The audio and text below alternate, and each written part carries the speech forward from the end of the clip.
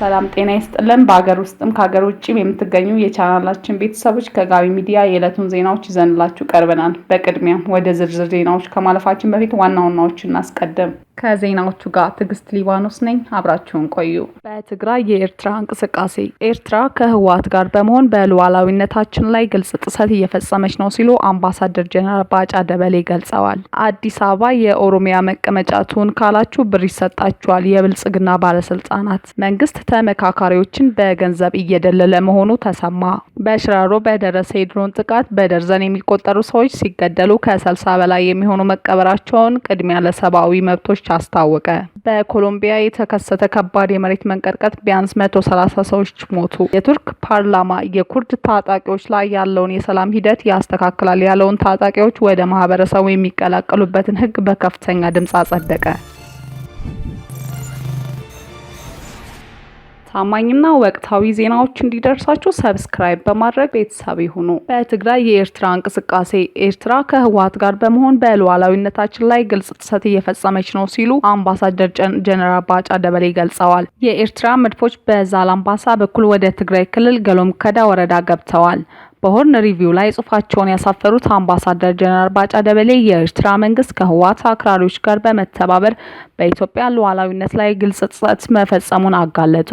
በተለይ ነሐሴ 3 ቀን 2018 ዓ.ም የኤርትራ ወታደራዊ ባለስልጣናት የሀገራቸውን ባንዲራ ይዘው ወደ ዛላምባሳ መግባታቸውን፣ ታንኮችን ጨምሮ ከባድ መሳሪያዎችን ወደ ሰሜን ኢትዮጵያ ማዘዋወራቸውን ሁኔታው እጅግ አደገኛ እንዳደረገው ገልጸዋል። ኢትዮጵያ ላለፉት 2 ዓመታት በላይ ለቀጠናዊ ሰላም ስትል ከፍተኛ ስትራቴጂካዊ ትዕግስት ማሳየቷን አምባሳደሩ አስታውሰዋል። ሆኖም የኤርትራ መንግስት የቀረበለት የሰላም ጥሪ ጆሮ በመስጠት ፈንታ የኢትዮጵያን የማዳከምና የማተራመስ የቆየ ዓላማውን አጠናክሮ መቀጠሉን ተናግረዋል። በሌላ በኩል የህወሓት አክራሪዎች የትግራይን ወጣቶች በግድ በመመልመል ለሱዳን በጦርነት ለመሰለፍ በፖለቲካ መጠቀሚያ እያዋላቸው መሆኑን ተመላክቷል።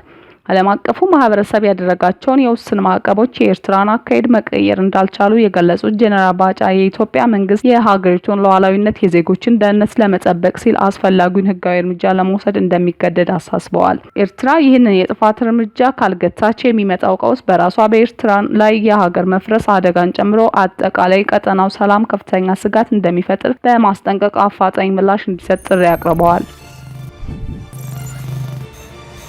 አዲስ አበባ የኦሮሚያ መቀመጫ ትሁን ካላችሁ ብር ይሰጣችኋል። ብልጽግና ባለስልጣናት። መንግስት ተመካካሪዎችን በገንዘብ እየደለለ መሆኑ ተሰማ።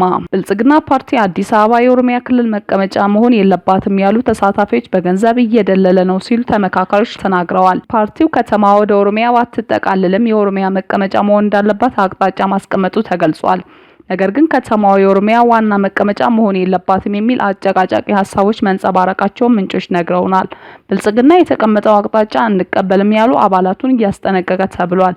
አፈንጋጭ የፓርቲው አባላት ከስራ ሲሰናበቱና ከአባልነት ሲባረሩ እንደሚችሉ ማስጠንቀቂያ ተሰጥቷቸዋል ነው የተባለው። አዲስ አበባ የፌዴራል ከተማ ትሁን በሚለው ምክረ ሀሳብ ዙሪያ ስምምነት ላይ ቢደረስም ከተማዋ በተጨማሪነት የኦሮሚያ ክልል ዋና ከተማ መቀመጫ ትሁን በሚል የተነሳው ምክረ ሀሳብ ግን በስብሰባ አዳራሽ ውስጥ እና ከአዳራሽ ውጭ ውጥረት እንዲሰፍን ማድረጉን ተመካካሪዎች ተናግረዋል። ይህ ምክረ ሀሳብ አዲስ አበባ በተዘዋዋሪ የኦሮሚያ ክልል ይዞታ የሚያደርግ ነው የሚል ሀሳብ የሚያነሱ ተመካካሪዎች ምክረ ሀሳቡን ለድርድር የሚያቀርቡት መሆናቸውን ከሚገልጹ ተመካካሪዎች ጋር እሰጥ አገባ ውስጥ ገብተዋል ተብሏል።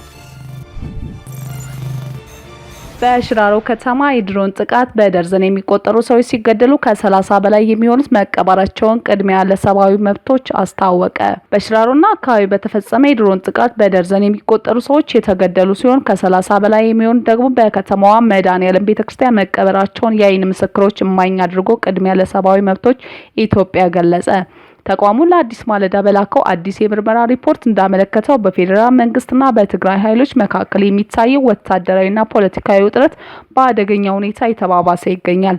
ተቋሙ ከሐምሌ እስከ ነሐሴ 2026 እንደ አውሮፓውያን አቆጣጠር ባካሄደው ክትትል መሰረት በክልሉ እየተካሄደ ያለው የግዳጅ ወታደራዊ ምልመላ፣ የወታደራዊ ኃይል ማሰባሰብና በነሐሴ 1 ቀን 2026 በሸሪና አካባቢ የተከሰተው የጦርነት ግጭት ሁኔታ ወደ ሰፊ ጦርነት ሊያሻግር የሚችል አደገኛ አመላካች ነው ብለዋል። ከዚህ ጎን ለጎን ህወሓት ድርጅት በ2020 እንደ አውሮፓውያን አቆጣጠር ተመርጦ የነበረው ነገር ግን በፕሪቶሪያ ስምምነት ፈርሶ የነበረው ምክር ቤት እንደገና ለመቋቋምና የክልሉ አስፈጻሚ አካል ማዋቀሩን ከፌዴራል መንግስት ጋር ያለውን ግንኙነት ያወሳሰበው ሲሆን በሁለቱም ወገኖች ስር ባሉ መገናኛ ብዙሃን የሚሰራጩት የግጭት ትርክቶች ጠባጫሪ ንግግሮች ከ2020 የትግራይ ጦርነት ዋዜማ ጋር የሚመሳሰል አዝማሚያ እያሳዩ መሆኑ ተጠቅሷል።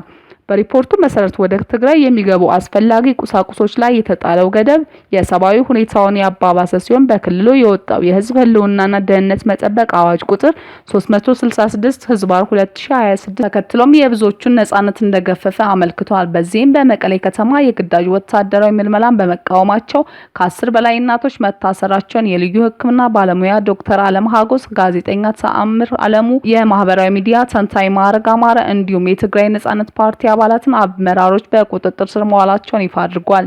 በሌላ በኩል በአዲስ አበባም የቀድሞ የሰላም ሚኒስቴር ዴኤታ ታዬ ደንደአ፣ ጠበቃ አበራ ንጉስ፣ በኢህአፓ የህዝብ ግንኙነት ኃላፊ ይስሐቅ ወልዳይና የፓርቲው አባል አበበ አካሉ በፌዴራል ፖሊስ ተይዘው በሜክሲኮ የእስር ማዕከላቸው መታሰራቸው ገልጿል።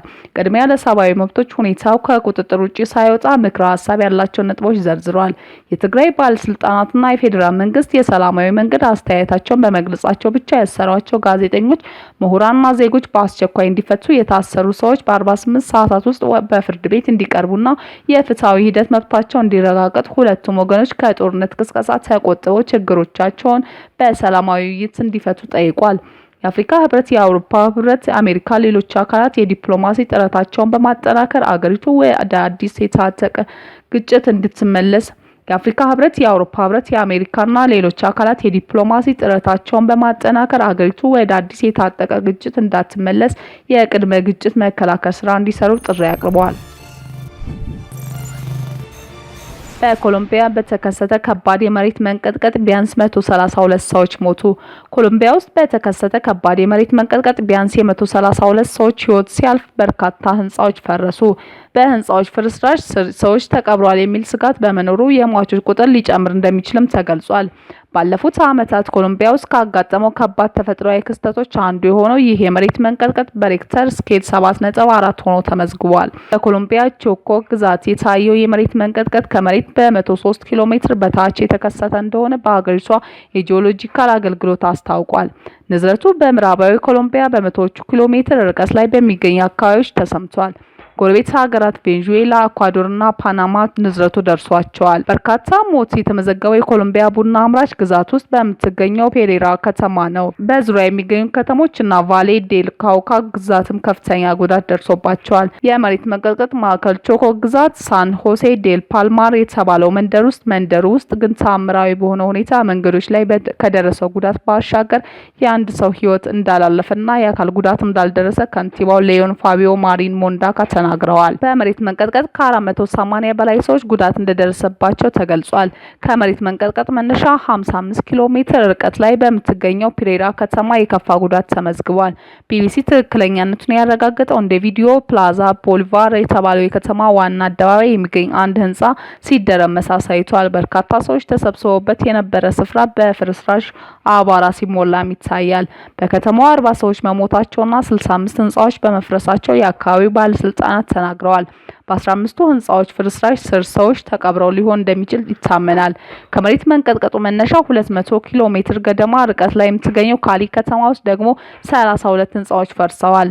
በቾኮ እና ቫሌ ዴል ካውካ ግዛቶች በሚገኙ ሜንዛሌስ፣ ኪብዶና ሜዴሊን ከተሞችም የሰዎች ህይወት ማለፉ ተዘግቧል። የአገሪቱ የአቪዬሽን ባለስልጣናት እንደገለጸው በተለያዩ ግዛቶች ውስጥ የሚገኙ አየር መንገዶች ጉዳት ደርሶባቸዋል። በኮሎምቢያ ዋና ከተማ ቦጎታ ዛፎች ላይ የትራፊክ መብራቶች በኃይለኛው ሲወዛወዙ ታይቷል። በመዲናዋ አደጋው የተሰነጠቁ ህንጻዎች ቢኖሩም መሰረተ ልማቶች ላይ ከፍተኛ የሚባል ጉዳት አልደረሰም። አሁን የተፈጥሮ አደጋ ያጋጠመው በጎረቤት ሀገር ቬኔዙዌላ የተከሰተው የመሬት መንቀጥቀጥ ከ6300 በላይ ሰዎች ከገደሉ ከ2 ወራት ባነሰ ጊዜ ውስጥ ነው። ኮሎምቢያ ፕሬዝዳንቱ አቤላርዶ ዴላ ኤክስፕሬላ በጀት ማጽደጉን ጨምሮ በአደጋው በፍጥነት ምላሽ መስጠት የሚያስችላቸው ብሔራዊ የአደጋ ጊዜ አዋጅ ይፋ አድርገዋል። ባለፈው ሳምንት ስልጣን የተረከቡት አዲሱ ፕሬዝዳንት ገና ከጅማሬያቸው ቆይታ ሊወሰን የሚችል ክስተት አጋጥሟቸዋል።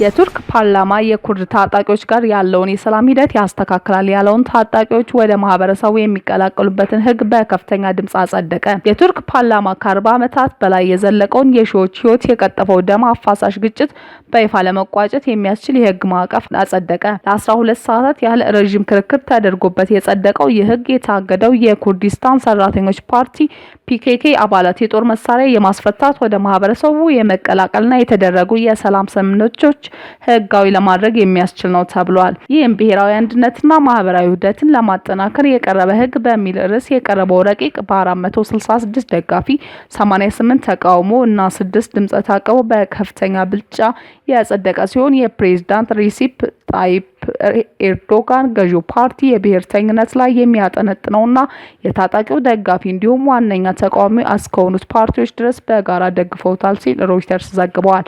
አዲሱ ህግ ከባድ ወንጀል ያልፈጸሙ የቀድሞ የፒኬኬ አባላት ወደ ሀገር ተመልሰው ሰላማዊ ህይወት እንዲመሩ ህጋዊ ከለላ የሚያስገኝላቸው ሲሆን በቡድኑ አባልነት ወይም ድጋፍ በመስጠት የተፈረደባቸው ግለሰቦች ቅጣታቸውን ለዓመታት እንዲታገዱ ሆኖ ሙከራ ጊዜ ላይ ይሆናል። በዚህ ሙከራ ጊዜ ውስጥ ተጨማሪ ወንጀል ካልፈጸሙ ደግሞ ክሱ ሙሉ በሙሉ የሚቋረጥ ይሆናል። ሆኖም ሆን ብለው በሰዎችን በመግደል የተከሰሱ እና እንደ አውሮፓውያን አቆጣጠር ከ2005 በፊት የጽኑ ዕድሜ ልክ እስራት የተፈረደባቸው ከፍተኛ የቡድኑ መሪዎች የቡድኑ መስራችና አብደላህ ኦጆላናን ጨምሮ በዚህ ህግ ምህረት አይካተቱም ተብሏል። ይህ የህግ ማዕቀፍ ሙሉ በሙሉ ስራ ላይ የሚውለው የቱርክ ብሔራዊ ደህንነት ምክር ቤት ፒኬኬ ሙሉ በሙሉ መሳሪያ መፍታቱንና መፍረሱን ካረጋገጠ በኋላ በሚወጣ ይፋዊ መግለጫ መሰረት እንደሆነ ተገልጿል። የፓርላማው አፈ ጉባኤ ህጉ መጽደቁን አስመልክቶ በሰጡት መግለጫ የታጠቀው ድርጅት መሳሪያውን ጥሎ ሲበተን የሰላም ወንድማማችነትና አንድነት የሰፈነበት አዲስ ምዕራፍ እንደሚገነባ ገልጸዋል። ህጉ በፕሬዝዳንት ኤርዶጋን ተፈርሞ ሲታወጅ ሙሉ በሙሉ ተግባራዊ የሚሆን ይሆናል ተብሎ ይጠበቃል። የቱርክ መንግስት ከአሸባሪ ነጻ የሆነች ሀገር መሆን የሚያስችል ነው ቢልም የኩርድ ፖለቲከኞች ግን ሰላም ለማምጣት መሰረታዊ የዴሞክራሲና የህግ ለውጥ ያስፈልጋል ብለዋል። የቱርክ መንግስት ከአሸባሪ ነጻ የሆነች ሀገር መሆን የሚያስችል ነው ቢልም የኩርድ ፖለቲከኞች ግን ሰላም ለማምጣት መሰረታዊ የዴሞክራሲና የህግ ለውጥ ያስፈልጋል ብለዋል።